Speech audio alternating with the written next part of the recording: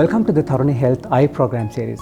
Today we will discuss another unique topic in the program, the history of optometry. So we have the honor of welcoming senior optometrist Mr. Mayur Varia from Sri Lanka Optometric Association, who will speak on this topic. Actually, he is a former chairperson of Sri Lanka Optometric Association and currently works as a consultant. So we warmly welcome you to the program. Thank you very much, Aranga. Mr. Mayur, the people generally knowledgeable about the spectacles, but their history is more extensive than might we think. So I would like to ask you as my first question, what is the real history of spectacles?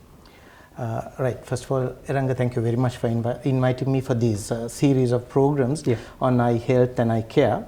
I would also like to thank your social media group, which has always been of a lot of assistance to us optometrists. And I have first-hand knowledge because nearly 10 or 12 years ago also, you all were involved in did a yeoman service to us when we had to do the first diabetic program and talking about the repercussions of diabetes to the public, and it was very successful, and part of that success was because of what you all did. Now, coming to your question of the history of spectacles, it's in my opinion a very controversial situation because you see, if you go on any social media, type in the words history of spectacles, what you generally would get is that spectacles were invented in the West, in Italy in the 1300s. But like so many other things, those of our achievements of the East and the technology has been suppressed or downplayed because Sri Lanka also has a very, very rich history in spectacles. You know, going back to the 1300s, the Gampula period, it is well documented, chronicled, and there is ample evidence that Sri Lanka had a rudimentary form of spectacles even at that time. I mean, it's chronicled that King Bonakbahu IV had complained that his vision was not very good, and a person had come forward and said that he could offer a contraption or a device which can be worn to make the vision of the king better. And you know, that technology, that knowledge would have existed for a long time, because as we know, you can't take a chance with giving something to the king. You know, you don't experiment with that because you will be punished even with death. So this existed in the 1300s. So that technology would have been there much before that. So yes, I would say Sri Lanka would also have had a history in spectacles which stretches way beyond what we think of it is, 1300s and even before.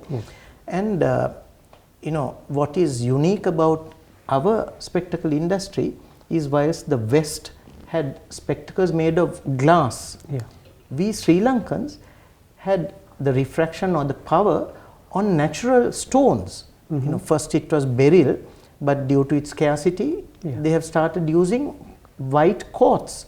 It's polished, and you know, some of these craftsmen or technicians exist even today in the Kandy district. So spectacles have been made for the last 700-800 years in Sri Lanka. Of course, in that, after that period when the Westerners took over the country, everything died down, and then we see again in the late 1800s the so-called British apothecaries, who are really chemists, dabbling in spectacles, very rudimentary form of spectacles, and then that went on. But we should also note that in the late 1800s, 1891 or 92, it is mentioned that Sri Lanka had its own Sri Lankan optometrists. Right? Again, there is documentary proof, 1901, 1902, people from Sri Lanka went to England, because as colonies that was the epicenter of learning and technology, to learn opticianry. You see, and these are Sri Lankans, not foreigners who did it. So we have that. Then we come as far back into the 1950s and 60s. The pillars of the optical circles of that time were very far-thinking people, and they understood that there must be some sort of regulation Yeah. and regulating of optics so that it's evenly spread Yeah. and the services are even. So in 1961, the Ceylon Optometric Association was established, which is the first in Southeast Asia. Okay. So way before India, Indonesia, Malaysia, the big countries Yeah. had anything of this nature, we had an organization to represent optometry in Yeah. Sri Lanka, Yeah. which of course over the years have grown, and today is the presently only internationally accepted and respected organization for optometry in Sri Lanka. Yeah. We have, I believe, membership of the World Council, which is the governing body, as well as the Asia Pacific Optometry Council. Oh.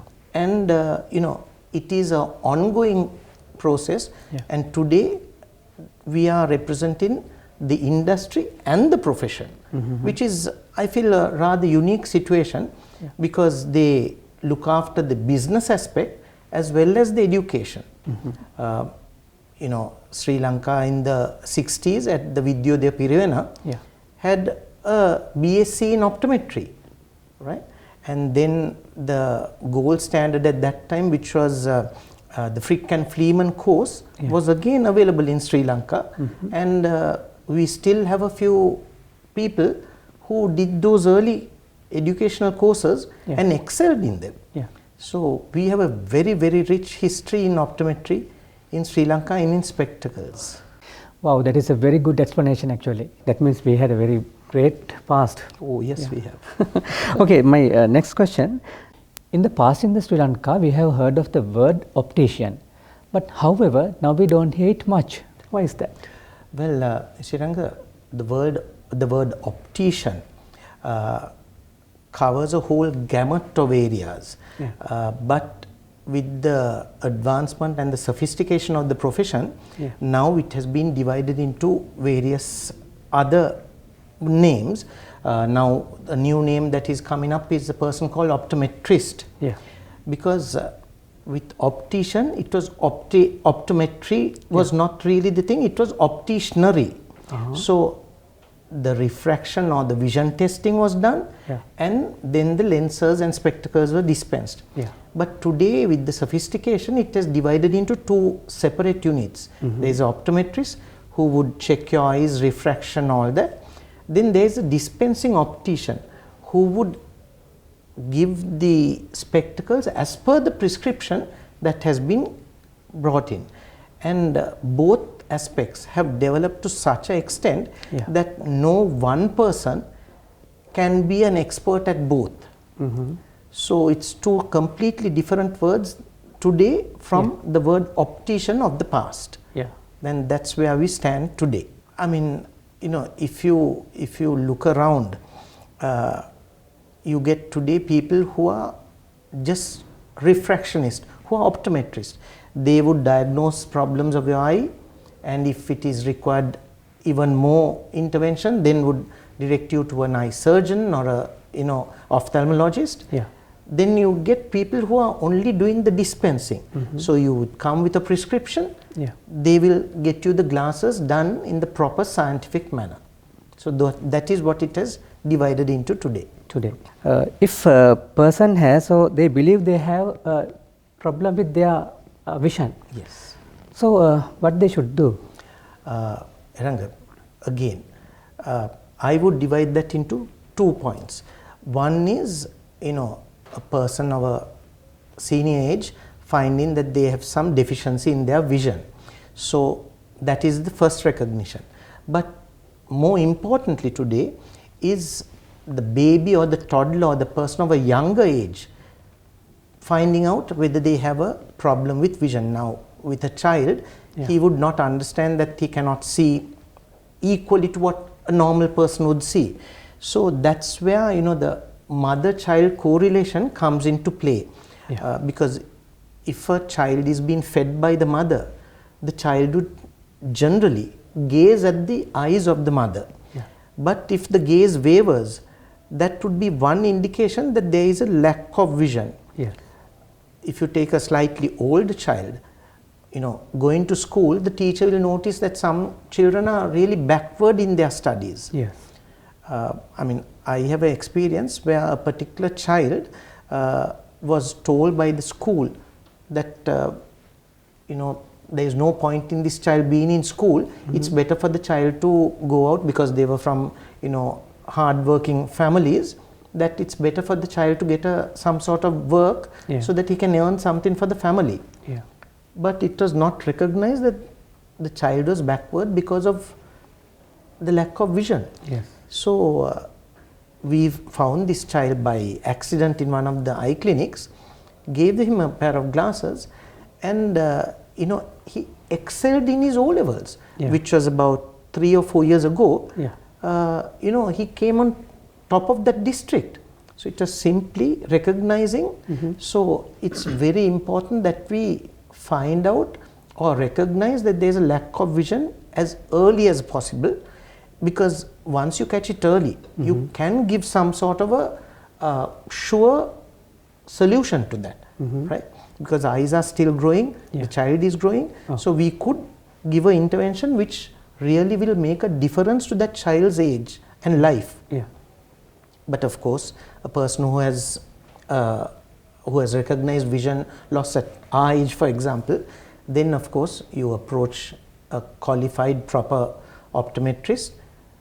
He will check your vision, refract you. If there is any further intervention medically required, of course he will very gladly advise you to go to an ophthalmologist and then take it on from there. But giving a proper pair of glasses will be done by them. But how can people know about that? Is he a real optometrist or the better place or something like that? Yes. Now that's $1 million question, because that is what we are striving to do through education, to make sure that the services given by the optometrists are even across the country. But like in all things, there are very good people very competent people in the profession, and not so competent people are also there. But generally, if you go to an optician who's qualified, they would have their certificates on the wall, because quite naturally, Ranga, today due to various reasons, the price factor has come into play in a big way. And with such a situation, what happens is, sometimes because of a lower price, even a person without the required competencies would prescribe a pair of glasses or would dispense a pair of glasses. If you get something cheap, there is something that is not enough. Cheap things no good is what we all know of. But generally, if you go to a competent, qualified optometrist, he will give you a proper prescription. He will also make sure that if you need any further intervention, that you will be directed to the required ophthalmologist. He will make sure the prescription is correct, which will you go to a dispenser. And dispensing is not just giving you a pair of glasses. There is a whole science behind that. You give the glasses which are not made to your pupillary distance. You can develop even squints. And we have seen that happening quite often. Today, the lifestyles demand that you have lenses which give you at all distances the vision. So progressive lenses. Now today in Sri Lanka, we have some of the best lenses you can find in the world available. The ophthalmic lenses. That's right, ophthalmic lenses. Now, because of the price structure, sometimes people may tend to go in for not the exact required glasses. And we have enough pressures of our life without adding another pressure of not having proper vision. So, if you look at it, as I said, cheap things no good. I'm not telling that you have to go for the most expensive things, no, but you must go to a qualified optometrist and optician who will know exactly, as per your work, as per the sports you do, your lifestyle. Lenses vary. So which lens, what required by you Yeah. would be totally different to the requirements I have. Yeah. So in that situation, which lens to prescribe, which lens to dispense, and how to dispense those lenses, Yeah. those are things that are available only from a qualified person and a person who's competent. So just having the price alone is not the only criteria. I mean, you wouldn't, if you have to get some medicine, you wouldn't go to a wayside place and buy the medicine. You'd go Yeah. to a Qualified doctor. get it prescribed, go to a qualified chemist or a pharmacy, Yeah. and get it from there. The same thing matters to us, because you see, if you go with the wrong glasses and you do some harm to your eyes, Yes. getting it back is very difficult, if not impossible. Yeah. Right? So, that is all we have for the rest of our lives. Yes. 60, 70, 80 years. Yeah. This is all we can do. And I mean, there are innumerable occasions where the children have got the wrong glasses, Yeah. and they are affected for the whole life. Yeah. You see, I mean, there is a common misdemeanor that if you go to the so-called optometrists, opticians, you're paying very much higher. Yeah. But yes, in some cases you would be paying higher, but that is because the services that are given Yeah. demand that cost. You see, I mean, you can have a little wayside place where you'll wear the glasses. If that doesn't fit, wear another one and see. Yeah. Go somewhere down the line, you'll be able to see slightly better. So that doesn't mean that is the glasses that you require. Yeah. So, these are the things that we have to take into consideration. Like all things medical, Yeah. price is important in our lives, no doubt about it. Yeah. But that is not the only criteria you should go by. Now, take for you wear a pair of glasses. Now, if you don't have those proper glasses, Yes. what a lot of hampering it will be for your day-to-day activities. Yes. Right? Now, most people don't understand that. They think, a pair of glasses is just okay. If you can see it, that's good enough. Yeah. But that is not the case, because you just add another obstacle into your day-to-day lives when you should not have it, because technology is available, the way is available. So why not get a proper pair, make your life easy, see better, and be able to enjoy your outdoors. Whatever we say, people consider in terms of money. That's why they are always using reading glasses. So if you have a message for people who are wearing reading glasses, Yeah. this is the time. You see, our life is not restricted to 17, 18 inches. Our life is much more. Yeah. Our requirements are much more. So people with reading glasses will definitely have a problem where they can do their reading maybe, but if you look outside, the distance is not clear. Yeah. And then also today reading glasses means just a magnification, which is not, if you see the tip of a pen 10 times larger, yes, you can see it, but that doesn't mean you're having proper vision. Yeah. So price is important, and I totally agree with that, but that should not be the only criteria, because today sadly, due to whatever reasons that are present, people think that is the only criteria, but definitely not. You'll do more harm on the long run. And I would say, other than for the reading glasses, make sure that your children get their vision checked, because most optometrists would do it free of charge. If children are concerned, they will not charge them. Get their vision checked at least once every 2 years. Very important, because you catch them at an early stage with any deficiency, yes, you can be corrected. Yeah. Instead of them suffering for their whole life. So these are very common things that we would practice on with any other medicine. Yeah. But people tend to forego with their spectacles. So we discussed very inspiring topic. We hope you to gain some insight from it, and I would like to thank Mr. Mayur to participate in this program. We hope you to see you again with another interesting program. Thank you.